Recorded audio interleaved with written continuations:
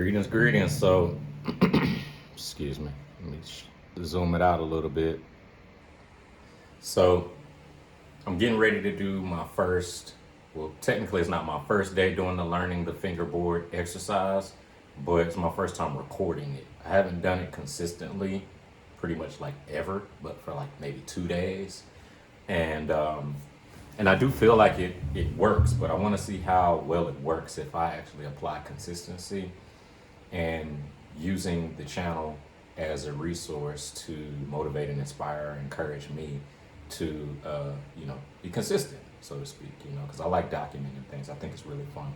But if you look at the introduction video that was before this one, in the last like 10 seconds I showed the screen of this chart right here that tells you where all the root notes are. And I don't know if that's backwards. If it is, forgive me, just look at the last introduction video.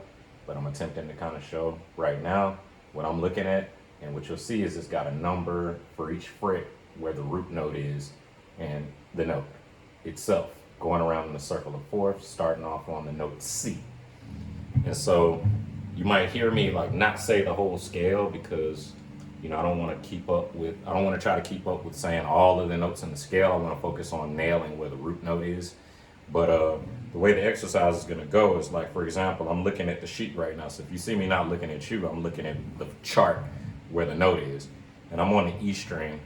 I have a 5 string, but I'm playing as if it were a 4 string.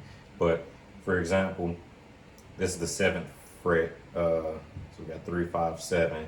And 8 would be C. So I'll be saying like C. And then I'll say F.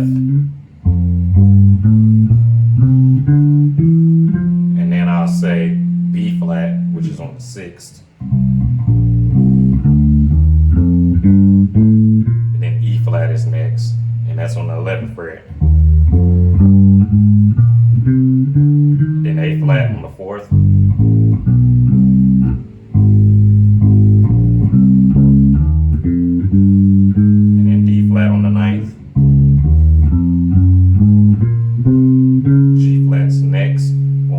Second fret. Then we got B on the 7th. Then we got E on the 12th, that's the octave. Then we got A on the 5th. Then we got D on the 10th. Then we got G on the 3rd. So I'll be just saying the note and then I'll play it. I'm looking off camera at where the fret number is. Also, the program had highly encouraged to memorize the circle of fourths. Starting at 12 o'clock, it's C, F, B flat, E flat, A flat, D flat, G flat, and then B natural, E, A, D, G natural, and back to the top of the circle of fourths, it's C. So I have that in my mind already. So even if I don't know yet what fret I'm going to, and I'm looking off the screen for what fret I'm going to, I already know the circle of fourths. So I know that if I'm at C, that while I'm looking for F at, I believe, the 13th fret, yeah, because it's one after E. So even if I'm at F, because I just played C, I know that F is after C, and I know that B flat is right afterwards. So I know one thing. Meanwhile, I'm trying to connect the thing that I don't know, the fret location, to the actual note location. So that's kind of how it goes. I played it dry because I'm about to play the track along with it. And we'll start off with C at the 8th fret, 3, 5, 7, and A. So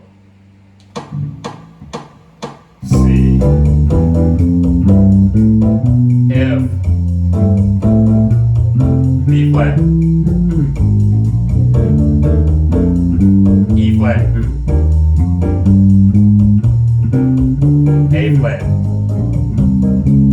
D flat,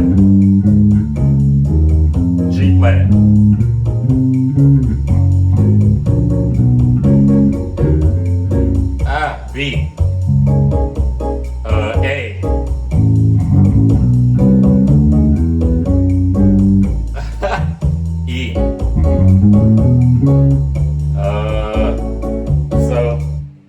things that happens, like you stand to get lost or lose what's going on in the exercise. It's like a 5 minute long exercise, but I think I made it to like a minute. So I just kind of keep trying again. And I will say, like, being like on camera simultaneously, I won't say it's nerve wracking. I'm not nervous. It's more just like the more things that you have to give attention to makes it a little tougher. And that's why, like, it's easier to like commit one thing to processing while you know the other thing. That's why I committed to knowing the circle of fours, meanwhile trying to apply to process the learning of where the fret locations to marry what I don't know with what I somewhat do know. So I'm back at the beginning of the track. C, E, F, B flat, E flat,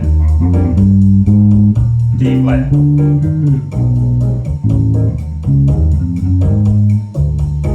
G flat. That's B on the 7. E, A, D, G,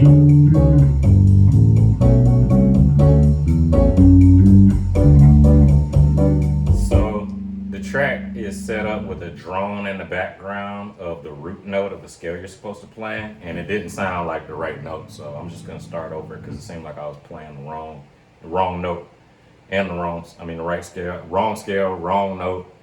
Wrong scale along with the wrong root note on the track. So C, F, B flat, E flat, A flat,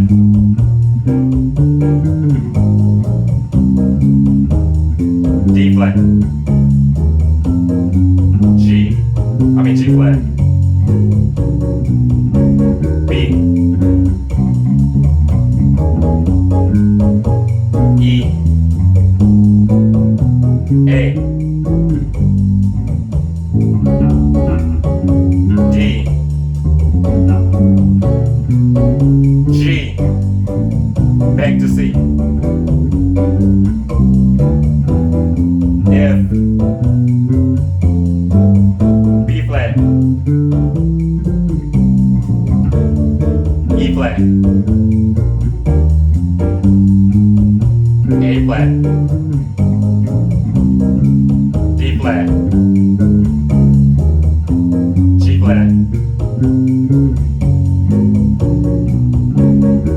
B, E, that's the octave, A, D, G is next, back to C,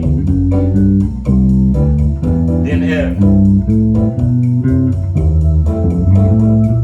B flat, E flat, A flat, D flat, G flat, G flat. No, that's See, that's kind of what tends to happen is you do mess up. You'll see on the screenshot that I can't remember who wrote this, but it says this is not an easy exercise. Every time you shift from one scale to the next, you could land on the wrong fret. In the beginning, you should probably just restart the track when you make a mistake. As you practice, you will get further into the track before you make a mistake. So if you shift to the wrong fret, just skip that scale and think about what the next scale coming up will be and where you need to move to play it. Try to pick back up again without restarting the track. It then says next that the most important thing you should do is to think about which starting note you're on. Say the note names to yourself each time the scale changes. In the beginning, you don't need to be aware of every note in the scale you're playing. Just focus on being aware of where you are in the cycle of fours. That way, if you screw up on the G flat major scale, you can pause for a second. Remember that B major comes next and shift to the 7th fret when it starts. It also says do not neglect speaking or thinking or saying the note to yourself as you practice these scales. Otherwise, you would just learn how to move in fourths, but you actually won't be learning the fingerboard like at all. So I noticed that I was able to go a little further. I think I made it to like a minute and something before, and this time I made it to around like 2 minutes and 6 seconds. Also wanted to mention, just for like if you're watching, but even just like this is for my sake for journaling, that anytime I don't look up at the tablet, that means that I've actually somewhat internalized where that note is located, you know, and that feels good because it means it's improving. Let me try to go through this thing again and see if I can get through 5 minutes of it, even if I have to look at it, you know. Starting off on C on the 8th fret. There we go. To F, B flat, E flat, A flat, D flat. Where's D flat? It's on the 9th. G flat. Is it on the 4th? No, it's on the 3rd. No, it's on the 2nd. Then we got B on the 7th. I'll do it with the music, but I was trying to see what I knew from yeah. All right, so C at the 8th. C, F, B flat, E flat, A flat, D flat, G flat, B, E, that's the octave. A is next on the 5th. D is next on the 10th.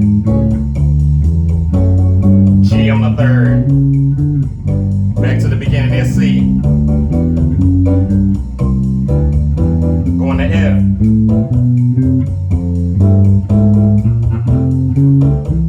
B flat. E flat. A flat.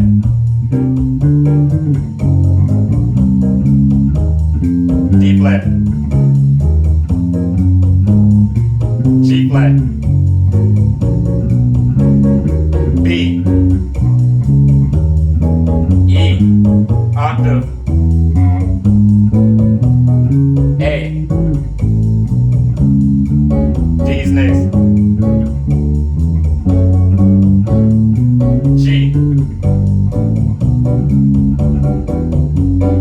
Man, my finger's actually hurting. Pinky finger's hurting a little.